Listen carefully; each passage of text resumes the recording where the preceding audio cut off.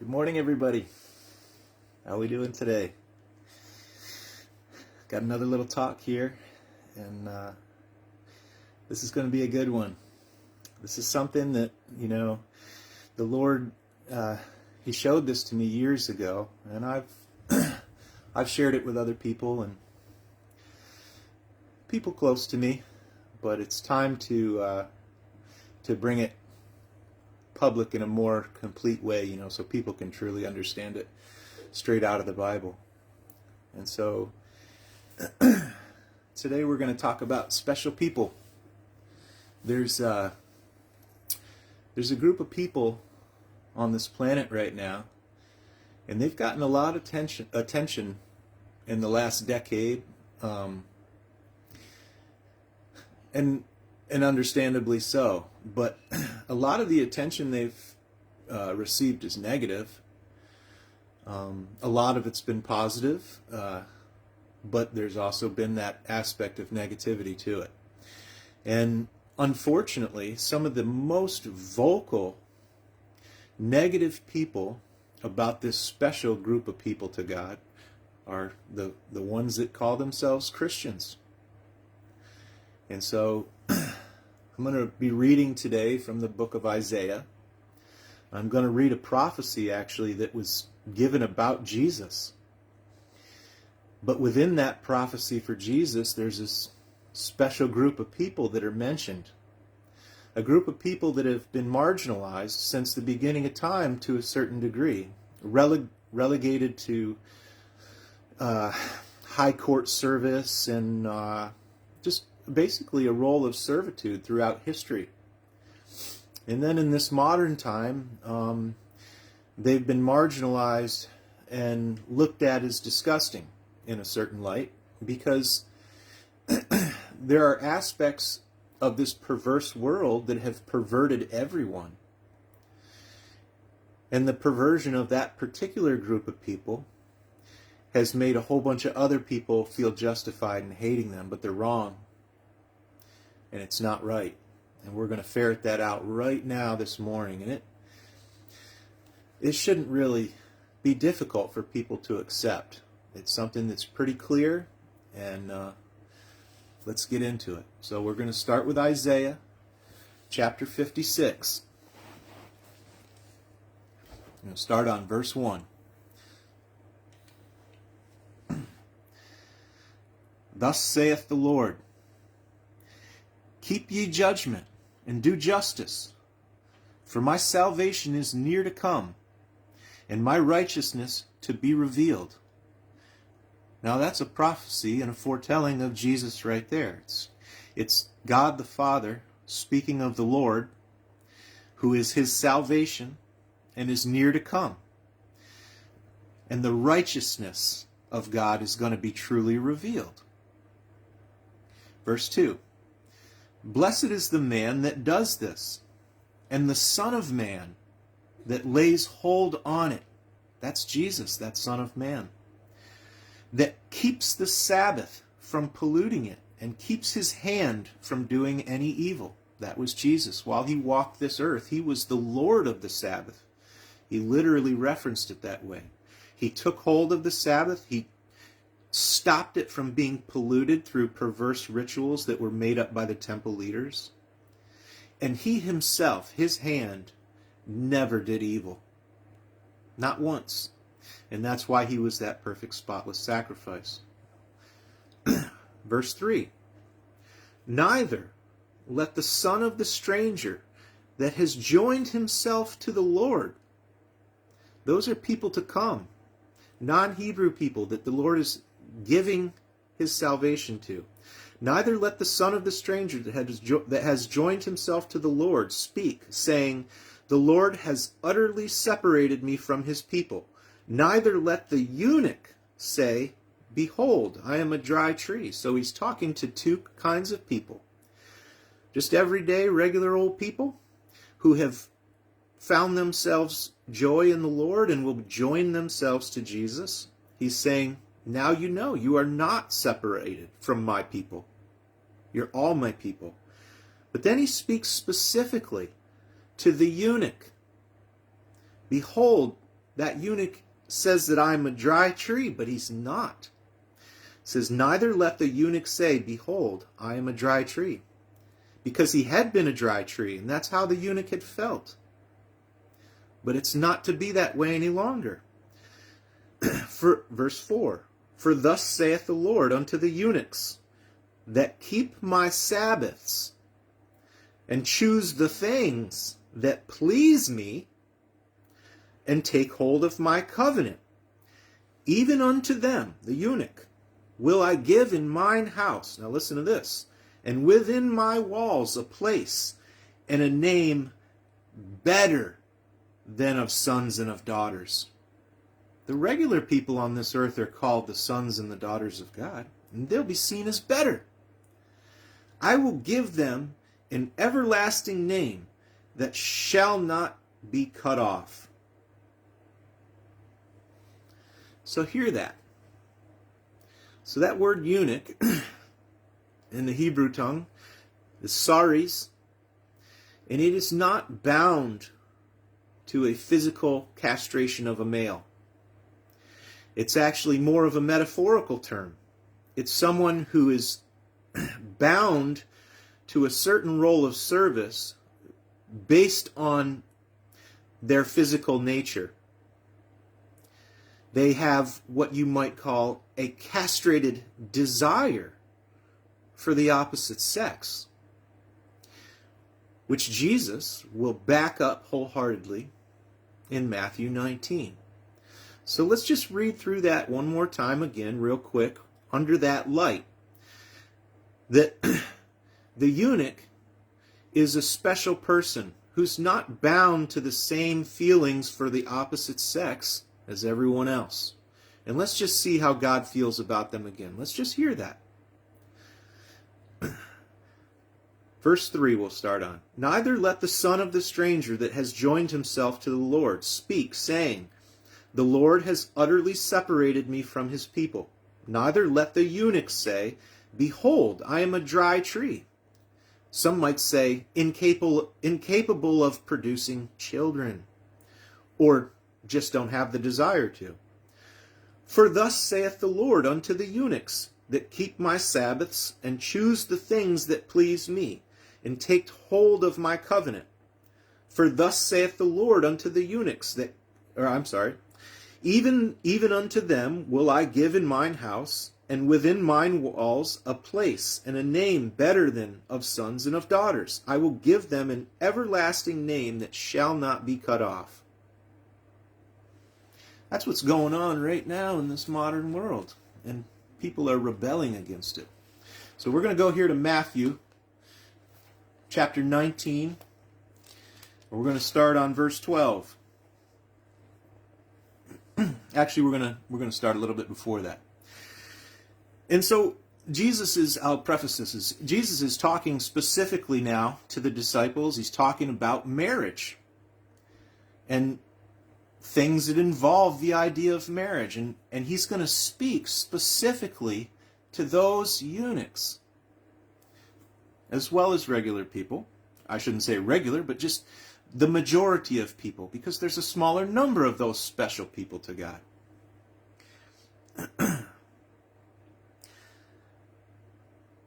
Verse 11, chapter 19 in Matthew. But he, Jesus, said unto them, now listen close, all men cannot receive this saying, talking about marriage, except they to whom it is given. For there are some eunuchs which were so born from their mother's womb. They were born that way. Born that way. And there are some eunuchs which were made eunuchs of men. And there be eunuchs which have made themselves eunuch for the kingdom of heaven's sake. He that is able to receive it, let him receive it. That word eunuch there in the Greek, in the New Testament, is eunuchos. Same thing as the Hebrew word. It is not bound to a physical castration. It is more metaphorical. Someone who has a castrated desire or specifically serves in particular roles within the high king's court or things of this nature. But so, hear closely what Jesus is telling you. That person, they're born that way from their mother's womb. And there's some that are made that way by the perversity of mankind. And there are some that choose that life, like, say, maybe a priest chooses celibacy for God's sake. So you understand what I'm saying here. Let's talk about it openly and clearly now. Jesus is talking about the gay community. There are people here on this earth that are born that way from their mother's womb. Jesus' words, not mine. And those people are a special people to God. Actually, given a special name above all other names, above the sons and the daughters. Now I have an idea about that. And I'll acknowledge this is my idea, but it seems to ring true and hold true with Jesus. The reason these people are special is because our life here is a life of purification as Christians. It's a life in the fire. And if you have that kind of heat put on you, you know you're meant for something special. If you can walk through that fire in life and truly still follow God, you are someone greater than a son and daughter. You're not a dry tree anymore. You're someone who bears abundant fruit.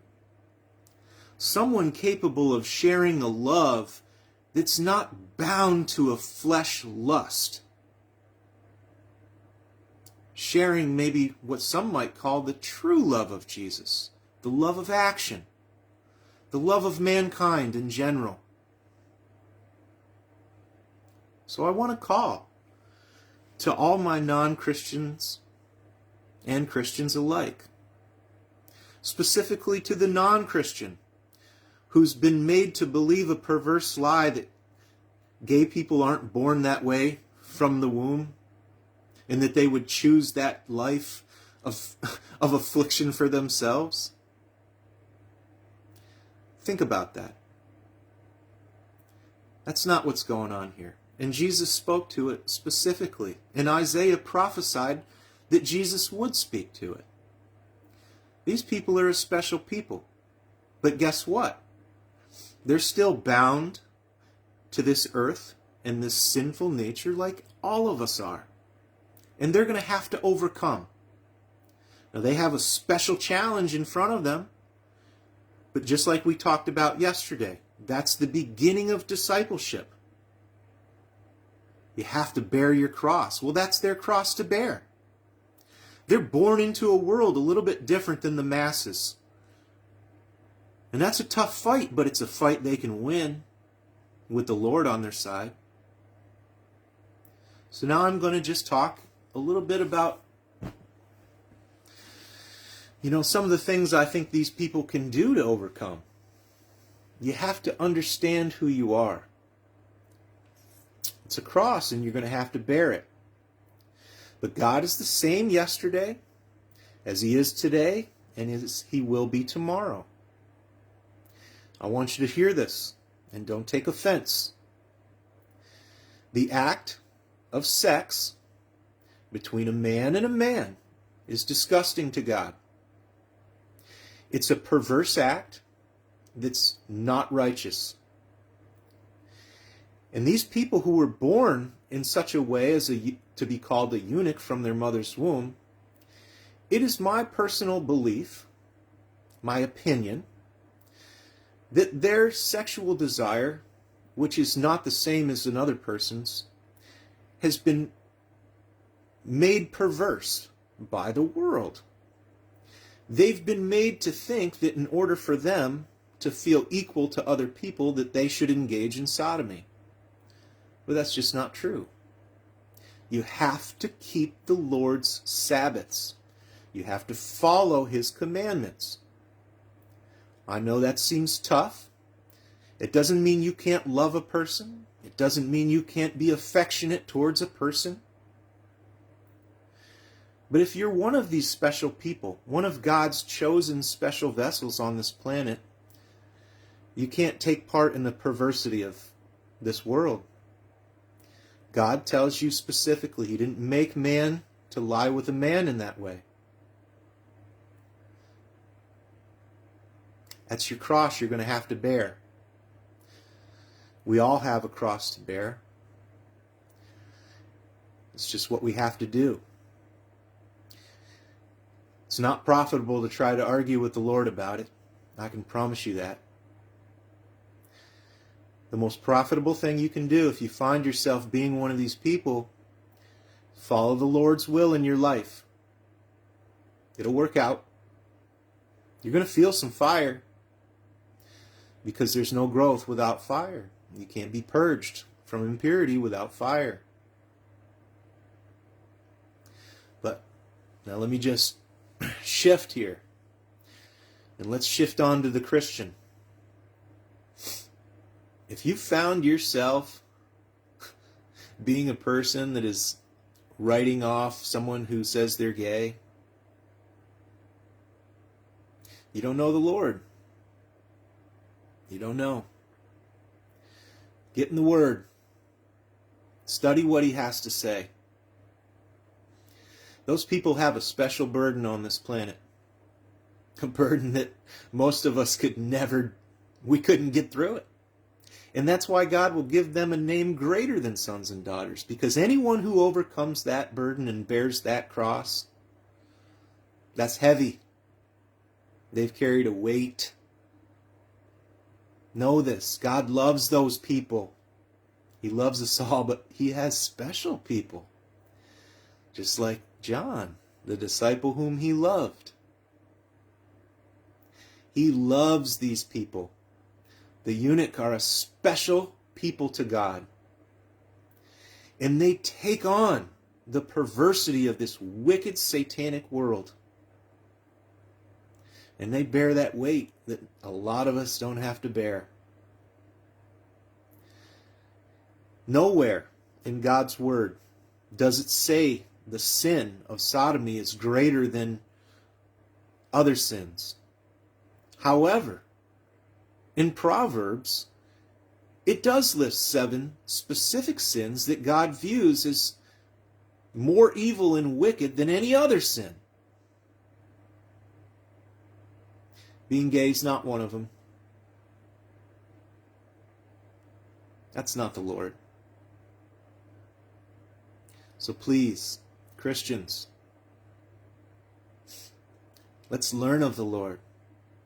Let's learn the true reality of what He teaches.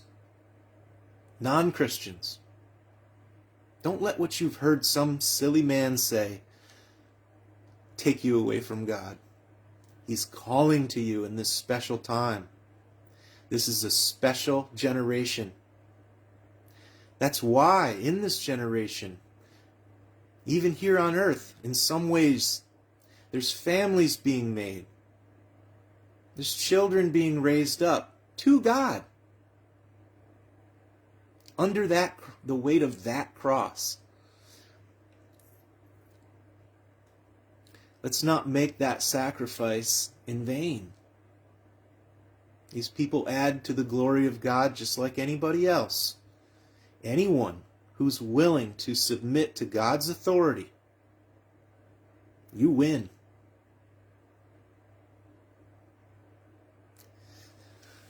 I hope everybody hears what I said there. You have a blessed day.